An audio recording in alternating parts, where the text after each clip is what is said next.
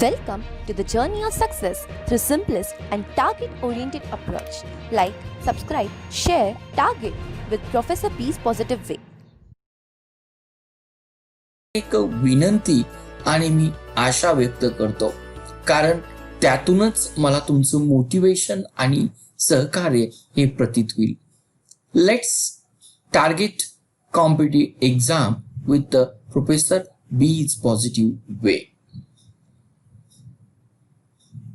NDRF हे पाहण्या अगोदर आपल्याला आपत्ती व्यवस्थापन कायदा जो 2005 मध्ये आपल्या संसदेने पारित केला, त्यामध्ये ही 3 स्तरीय रचना होती. त्या 3 स्तरीय रचनेमध्ये आपत्ती व्यवस्थापन केवळ आपत्तीची पश्चात काळजी घेण्या अगोदर आपत्तीची पूर्वतयारी या सर्व अंगाने या कायद्यातील महत्वाच्या कलमांचा अंतर्भाव करण्यात आला होता. परंतु हा कायदा झाल्यानंतर या कायद्यामध्ये ज्या गोष्टी नमूद केलेल्या आहेत, आपत्ती निर्माण झाल्यानंतर मे बी आगीची आपत्ती असू शकेल, पुराची आपत्ती असू शकेल किंवा भूकंपासारखी आपत्ती असू शकेल, या नैसर्गिक असतील त्याचबरोबर मानव निर्मित आपत्ती देखील असू शकेल. या आपत्तीचं निवारण करण्यासाठी त्यांना एक फायनान्शियल मोर स्टॅबिलिटी देण्यासाठी फंडिंगची व्यवस्था ही देखील या कायद्याअंतर्गत करण्यात आली होती. साधारणपणे या कायद्याअंतर्गत 2 निधींची व्यवस्था करण्यात आली होती. एक निधी जो काही होता तो आपत्ती निर्माण झाल्यानंतर तिला कशा पद्धतीनं प्रतिसाद दिला जाईल, कशा पद्धतीनं फायनान्स पुरवठा केला जाईल, हा एक संदर्भ होता. हा एक निधी उभारणं या कायद्याअंतर्गत अपेक्षित होतं. दुसरा हा निधी अशाही अंतर्गत होता की आपत्तीची हानी कमी होण्यासाठी किंवा आपत्ती पूर्वतयारी करण्यासाठी, आपत्तीचं विश्लेषण करण्यासाठी ज्या पायाभूत सुविधा बांधणं गरजेचं आहे, म्हणजेच आपत्तीचं शमन करण्यासाठी, मिटिगेशन करण्यासाठी देखील एका निधीची उपलब्धता करून देण्यात आली होती. परंतु या ठिकाणी ही गोष्ट लक्षात ठेवा, आज आपल्याला केवळ जो काही रिस्पॉन्स निधी आहे तोच रिस्पॉन्स निधी अवेलेबल आहे. म्हणजेच आज राष्ट्रीय स्तरावर आणि राज्य स्तरावर कुठल्याही स्वरूपाचा शमन निधी किंवा मिटिगेशन निधी अवेलेबल नाही. ही आपण एक यातील जे काही लूप होल्स आहेत ते या ठिकाणी समजून घेऊया. जो आता आपत्ती व्यवस्थापनामध्ये निधी यूज केला जातो, वापर केला जातो, साधारणपणे त्याची 3 स्तरूपीय रचना आहे. केंद्र सरकारकडे जो निधी असतो त्याला आपण नॅशनल डिझास्टर रिस्पॉन्स फंड असं म्हटलं जातं, आणि केंद्र सरकारकडून जो निधी राज्य सरकारला दिला जातो त्याला आपण स्टेट डिझास्टर रिलीफ फंड असं म्हटलं जातं, आणि त्यालाच अनुसरून राज्य सरकारकडून जिल्हा स्तरावर जो काही निधी दिला जातो त्यालाच आपण डिस्ट्रिक्ट डिझास्टर रिस्पॉन्स फंड असं म्हटलं जातं. परंतु या ठिकाणी आपल्याला केंद्रीय जो काही आपत्ती प्रतिसाद निधी आहे त्याविषयी आपल्याला या ठिकाणी माहिती घ्यायची आहे. तर साधारण डिझास्टर मॅनेजमेंट ऍक्ट मधील जे काही 46 कलम आहे त्या अंतर्गत हा NDRF ची स्थापना करण्यात आली. त्यालाच आपण राष्ट्रीय आपत्ती रिस्पॉन्स किंवा प्रतिसाद निधी असं म्हणूया. परंतु कलम नंबर 48 अंतर्गत आपल्याला SDRF ची उभारणी करण्यात आली. ज्यावेळेस आपण दोन्ही फंडचं कंपॅरिझन करू त्यावेळेस आपल्याला हा फरक जाणवला पाहिजे. आणि प्रामुख्यानं NDRFच्या संदर्भातील जे निधीचं प्रोव्हिजन्स आहे ते निधीचं प्रोव्हिजन हे केवळ ज्या ठिकाणी इमर्जन्सी आहे, ज्या ठिकाणी अतिआवश्यकता आहे, अशाच कंडिशन्स मध्ये. अतिआवश्यकता कुठे आहे? ज्यावेळेस आर्थिक गरज देणं गरजेचं आहे, ज्यावेळेस एक सामाजिक गरज देणं गरजेचं आहे. मोस्टली आर्थिक गरज जी इमर्जन्सी लेवलवर आहे, पुनर्वसन जे करणं गरजेचं आहे, त्यासाठी जो काही निधी लागला जातो जो अतिशय प्रायोगिक तत्वावर किंवा आपण म्हणूया की प्राथमिक तत्वावर अतिशय पहिल्यांदा उभं करून देणं गरजेचं आहे, त्याच संदर्भातील हे दोन्ही निधी NDRF काम करत असतो. म्हणजे जर मिटिगेशन स्वरूपातील किंवा आपण म्हणूया की आपत्तीची पूर्वतयारी करण्यासाठी जर एखाद्या राज्याला जर निधी लागत असेल तर हा निधी त्या अंतर्गत दिला जात नाही, हे आपण या ठिकाणी समजून घेऊया. नंतर यातून जो काही निधी एनडीआरएफचा निधीचा वापर कुणाकडे केला जातो, तो एनडीआरएफचा निधी जे फायनान्स कमिशननी जे काही सूत्र बांधून दिलेलं आहे, आपण असं म्हणूया की याच्यामध्ये सेंटरचा वाटा किती असेल, त्याचबरोबर स्टेटचा वाटा किती असेल, यानुसार हा निधी जो काही आपली राज्यस्तरीय आपत्ती प्रतिसाद निधी आहे त्याकडे हस्तांतर केला जातो. पण काळजी घेतली जाते की हा निधी देखील केवळ ज्या ठिकाणी आपत्ती झाल्यानंतर इमिजिएट गरज आहे, रिलीफ आहे, गरज आहे, त्याच ठिकाणी वापरण्यात येईल. या ठिकाणी अजूनही आपल्याला एक मोठी गोष्ट लक्षात घेणं गरजेचं आहे की एनडी 2005चा ऍक्ट स्थापन करण्या अगोदर आपल्याकडे अशा स्वरूपाच्या आपत्तीचं निवारण करण्यासाठी नॅशनल कॅलेमिटी कंटिंजन्सी फंड हा अवेलेबल होता. नॅशनल कॅलेमिटी कंटिंजन्सी फंड अवेलेबल होता आणि 2005 नंतर याच नॅशनल कॅलेमिटी कंटिंजन्सी फंडची जागा जी काही घेतलेली आहे ते आजच्या एनडीआरएफने घेतलेली आहे. तसंच एक CRF ज्यालाच आपण कंटिंजन्सी रिलीफ फंड असं म्हटलं जातं, 2005 नंतर कंटिंजन्सी रिलीफ फंडची जागाच ही स्टेट डिझास्टर रिस्पॉन्स फंडनी घेतलेली आहे. हा थोडासा त्याच्याशी रिलेटेड मुद्दा आल्यानंतर मी हा पॉइंट या ठिकाणी एक्सप्लेन केला. आपण या ठिकाणी मूव्ह करत असताना 2015 मध्ये केंद्र सरकारने ज्या काही गाईडलाईन दिला त्या गाईडलाईन अंतर्गत त्यांनी काही आपत्ती ह्या सिव्हिअर कॅलॅमिटीज मेन्शन केल्या किंवा सिव्हिअर नेचरच्या मेन्शन्स केल्या. तर त्याच्यामध्ये काय होतं, त्याच्यामध्ये आपल्याकडे जे काही होतं ते चक्रीवादळ आहे, त्याच्यामध्ये आपल्याकडे जे काही आहे पूर आहे, त्यानंतर सुनामी सारखी आपत्ती आहे, आग सारखी आपत्ती आहे, भूकंप सारखी आपत्ती आहे, गारांचा पाऊस पडणं असेल, भूसंकलन जे काही असणार आहे, त्याचबरोबर पिकांच्यावर रोग किंवा आपण म्हणूया की किडीचा प्रादुर्भाव मोठ्या प्रमाणात होणं असेल, त्याचबरोबर अतिशय स्वरूपामध्ये आपण भूसंकलन, त्याचबरोबर आपण म्हणूया की बर्फ जे काही हिमाचल प्रदेश किंवा जम्मू काश्मीरमध्ये त्यांचं संकलन असेल, यासारख्या काही आपत्ती याला सिव्हिअर कॅलॅमिटीज असं मेन्शन केलेलं आहे. जर या आपत्तीमुळे एखाद्या राज्याला सामना करावा लागत असेल तर त्या कंडिशनमध्ये हा एनडीआरएफ लगेच रिलीज केला जातो, कारण नियमाप्रमाणे एनडीआरएफ रिलीज करण्यासाठी ही आपत्ती जी काही सिव्हिअर कॅलॅमिटीज आहे त्या अंतर्गत असेल तरच भारत सरकार ही जे काही निधी आहे ते वितरित करण्याचा प्रयत्न करत असतं.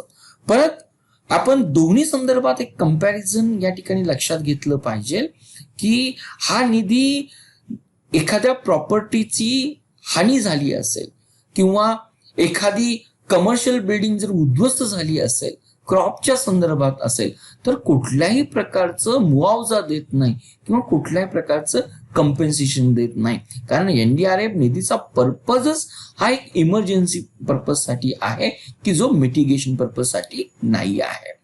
आता एनडीआरएफ मध्ये जो काही निधी केंद्राकडून जमवला जातो तो निधी कशा पद्धतीने जमवला जातो, काय सोर्स आहे, पहिली गोष्ट आपण समजून घेऊया की हा निधी जमवण्यासाठी एक वन ऑफ द सोर्स जो काही आहे की जे आयटम, ज्या वस्तू एक्साइज ड्युटी किंवा कस्टमाइज ड्युटीच्या अंतर्गत येतात त्या वस्तूवर देखील कर लावून त्या करातून येणारं उत्पन्न एनडीआरएफच्या अंतर्गत आपण वळवू शकतो. पण डेफिनेटली असं करत असताना आपल्याला नियमाप्रमाणे या बिलासाठी किंवा हे प्रोव्हिजन करण्यासाठी आपल्याला वित्तीय बिल सादर करावं लागतं आणि दरवर्षी त्याचा अप्रूव्ह घ्यावं लागतं. म्हणजेच जे आयटम्स कस्टम ड्युटी अंतर्गत येतात किंवा एक्साइज ड्युटी अंतर्गत येतात त्यालाच अनुसरून आपण टॅक्सेस लावून एनडीआरएफचा निधी प्रोव्हाइड करू शकतो. हा एक वन वे झाला. दुसरा आयटम्स आहे की जे बजेट आपण प्रोव्हिजन करतो त्या बजेटमध्ये देखील आपण एनडीआरएफ साठी दरवर्षी खास तरतूद करू शकतो. दुसरी एक गोष्ट या ठिकाणी मेन्शन करणं गरजेचं आहे की या निधीमध्ये अधिक प्रमाणामध्ये फायनान्स उपलब्ध व्हावा म्हणून केंद्र सरकार जो स्पेशल कर लावतं त्यालाच आपण नॅशनल कॅलामिटी कंटिंजन्सी ड्युटी असं म्हटलं जातं. 2005चा आपत्ती व्यवस्थापन कायदा आपल्याला असंही नमूद करतो सरकारने अशा पद्धतीने तरतुदी केल्या पाहिजे जेणेकरून एखादी व्यक्ती किंवा एखादी संस्था यांना एक आपण म्हणूया मोटिवेट करणं, त्यांना एक इन्स्पायरेशन करणं, जेणेकरून या नॅशनल डिझास्टर रिस्पॉन्स फंड मध्ये ते आपली पैसे सबमिट करून गोळा करून त्याचा उपयोग राष्ट्राच्या कार्यासाठी करता येणं या संदर्भातील काही प्रोव्हिजन करता येईल का हे पाहणं देखील या कायद्याच्या अंतर्गत येतं. म्हणजे फायनान्स करण्याचे मेजर जो सोर्स जो काही आहे तो एक बजेटरी प्रावधानचा आहे.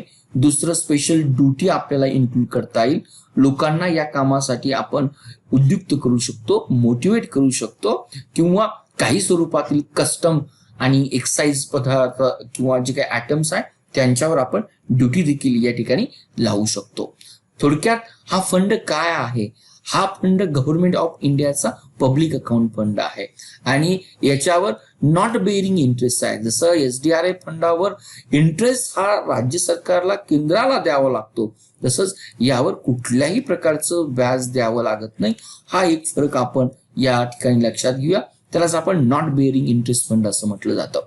साधारणपणे मिनिस्ट्री ऑफ ॲग्रिकल्चरच्या अंडर जे काही डिपार्टमेंट काम करतं, डिपार्टमेंट ऑफ ॲग्रिकल्चर आणि कोऑपरेशन डिपार्टमेंट किंवा कोऑपरेटिव्ह डिपार्टमेंट या डिपार्टमेंटच्या अंतर्गत एक साधारणपणे आपण म्हणूया की दुष्काळ आहे, नंतर गारांचा पाऊस असेल किंवा किडींचा प्रादुर्भाव असेल किंवा उत्तर प्रदेशासारख्या देशामध्ये किंवा नॉर्थ इंडियनमध्ये किंवा पंजाब सारख्या राज्यामध्ये थंड लाट असेल किंवा अतिशय कडाक्याची थंडीमुळे पिकांचं नुकसान होत असेल, अशा ज्या काही आपत्ती आहे त्याच आपत्तीसाठी मिनिस्ट्री ऑफ ॲग्रिकल्चर्स ही त्या फंडाकडे मॉनिटरिंग करू शकते किंवा त्या फंडाचं नियोजन करू शकते. हा आपल्याला फरक समजला पाहिजे.